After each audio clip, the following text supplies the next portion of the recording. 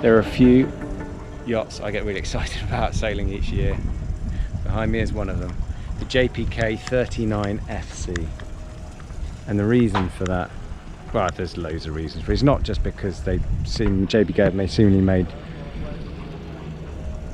racing boats that have won every IRC competition in the last 10 years, but their cruising boats are pretty cool too. They're 45, had loads of good ideas aboard. Quite sure this one will. So it's I really like the look of it as well. It's something different. Yeah, it's a lightweight performance boat, but look at the reverse shear line of it, long extended bowsprit, but still a good sized coach roof on there as well. So this is the first one. It's called Reverence, and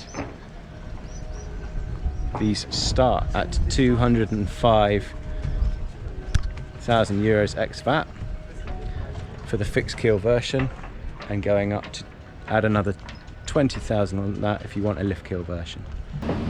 Okay, I have a great pleasure today of sailing the JPK 39 FC with the founder of the yard, Jean-Pierre Kelbert, and he has now agreed to do a little demonstration of how he shorthands a yacht of this size. And it's really interesting to watch a performance vessel like this and how a solo skipper can really get the most out of it. Jean-Pierre, take it away. So we're sailing upwind at the moment.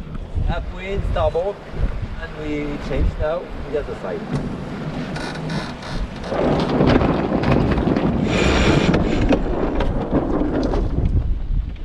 So Jean-Pierre uses his NK autopilot system a lot, obviously, when he's by himself.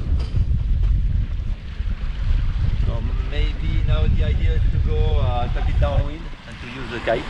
Okay, You agree? perfect. Okay. Cool.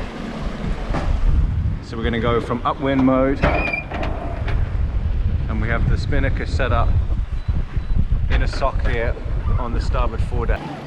So this is the first 39 FC, and there's 3 controls for the autopilot, the NK, one each side of the helm and one below the forward starboard coach roof winch.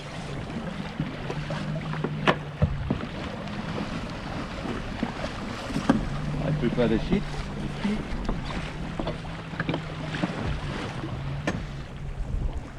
Pulling the bowsprit out now. Move it from the deck, Yeah. or from the cockpit. Because when you are alone, sometimes it's much easier to do it from the front. Okay. So now everything is clear. Up. So the bowsprit's now set. The halyard's on, the sheet's on. So That line. Okay. So I just check the angle for the speed. 140. Yeah. The wind, so it's okay. yeah. And it's nice to have the sock as well, so you can release it whenever you want.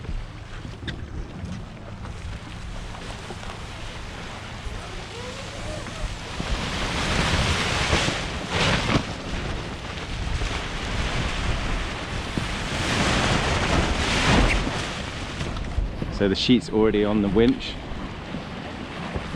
Sock set up there. Kite's released, so now it'll just be a case of trimming the spinnaker.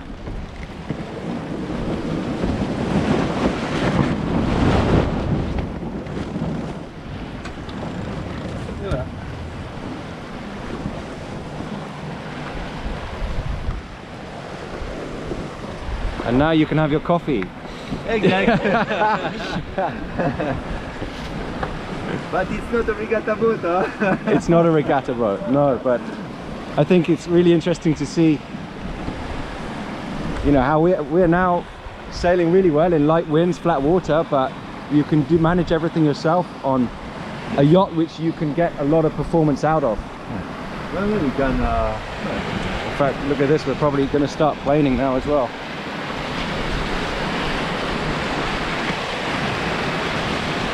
This is only a 5.5 ton yacht, lightweight.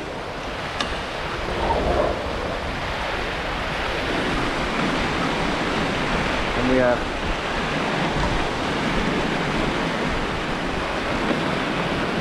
9.3 knots boat speed. A lot quicker than when I was sailing it. Yeah, really set up to get the most out of the sailing experience. And on deck here, you know, as the helm, you've got a great sitting out seat here. You've got the twin tillers, really direct steering, mounted straight on the stocks there. And yeah, it's easy work for the autopilot. It's really direct steering, really nice going in both directions. We've just been sailing upwind in sort of at 7 knots, 23 degrees apparent, and in about 9 knots true. Really nice. But you can see here the main sheet setup's really nicely done. Big long traveller right across the aft deck, and the main sheet itself direct to these 2 winches just aft of the helm position. And then you have obviously the traveller itself links. The line from the traveller is just on this cleat either side, and then when it does heel, you can put these foot braces out. So it's a really nice setup just to neatly trim the boat, the mainsail setup from without leaving the helm.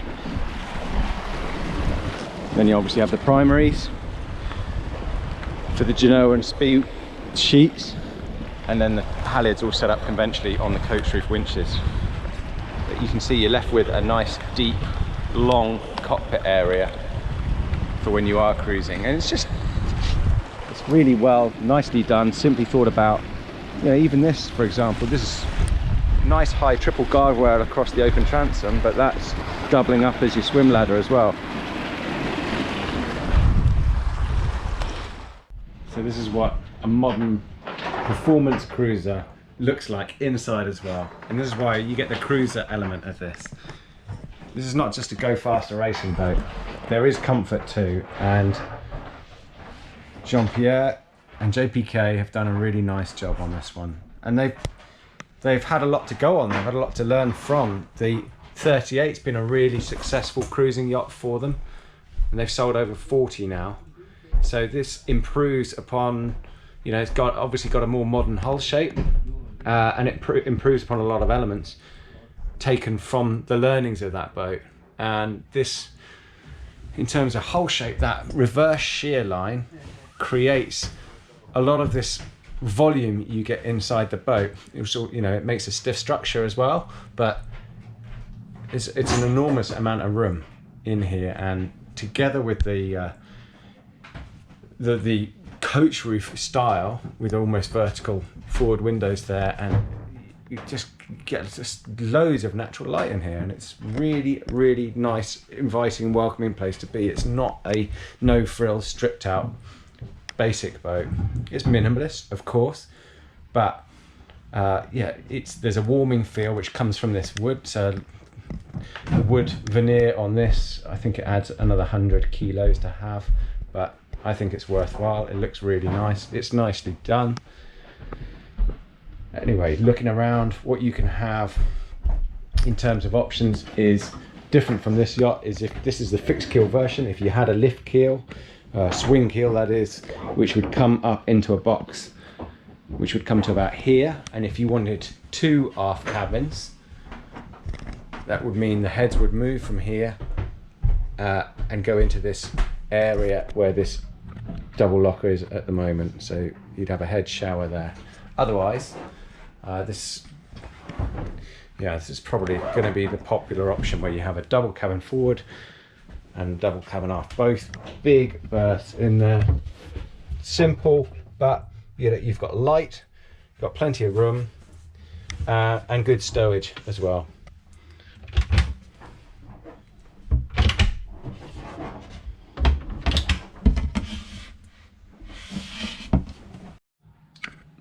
If you do have this format, you get a huge amount of stowage space in here, which could be wet hanging in the hanging locker, and big long deep drawers in there as well. But you don't necessarily need that, because there is a big utility workroom cabin in this format as well. So this, you'll notice the bucket style Navigation seat here, super comfortable. Just wedge yourself in here. And it's raised up, you've got a nice view. It's done really well. It's the result of plenty of feedback. Little opening locker there and good access to the electronics behind this panel area here. Plenty of space to mount them on.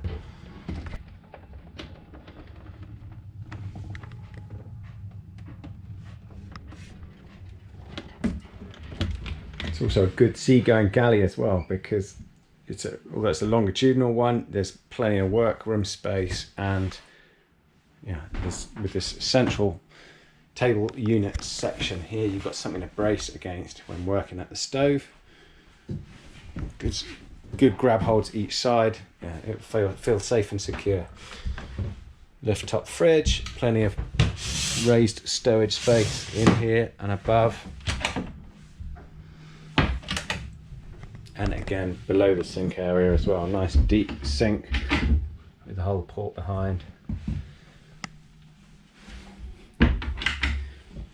And the secret to this boat obviously is the stiffness of it. It's all infused composite sandwich, and so it's very stiff and it's relatively lightweight as well.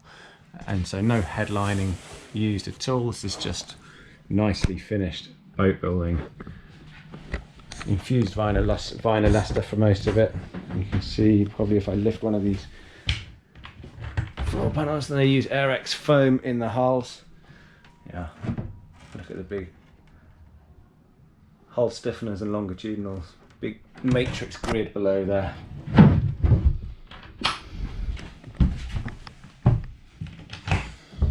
Bit more stowage space under here as well. Your pots and pans.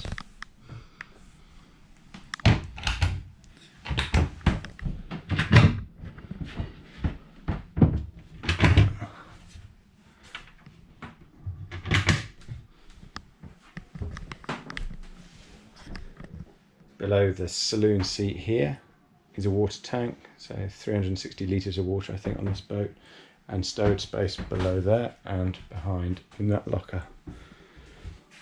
And you have one step down to move forward into the forward cabin, where headroom reduces right under this coach roof part. So I'm just, my head is touching the ceiling here, and I'm 5'10" as I stand in the hatch. Again though, plenty of light and space in that berth itself, and good sized hanging wardrobes each side and below the berth itself.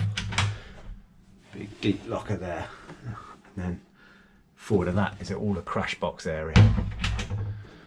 You can see the bowsprit, retractable bowsprit integrated into this panel here.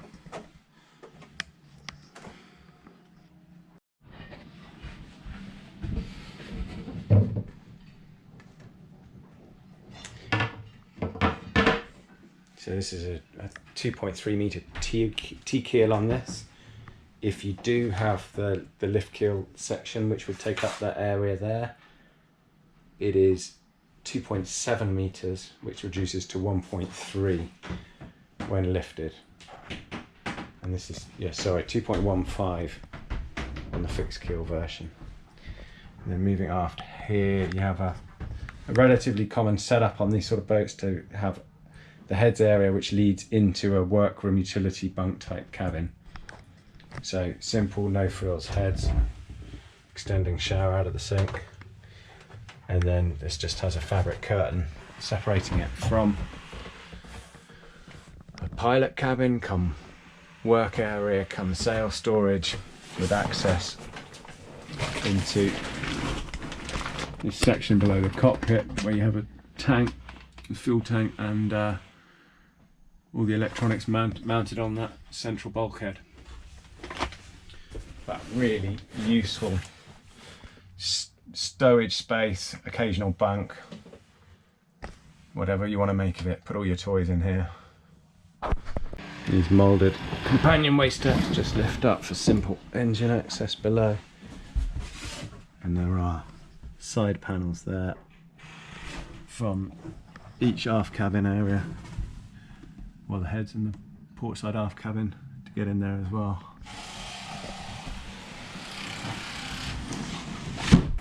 The JPK is proof that cruising yachts, especially those under 40 feet, have much to gain from the way today's smaller, short-handed offshore race boats are designed and set up, and JPKs are some of the most successful in that sector.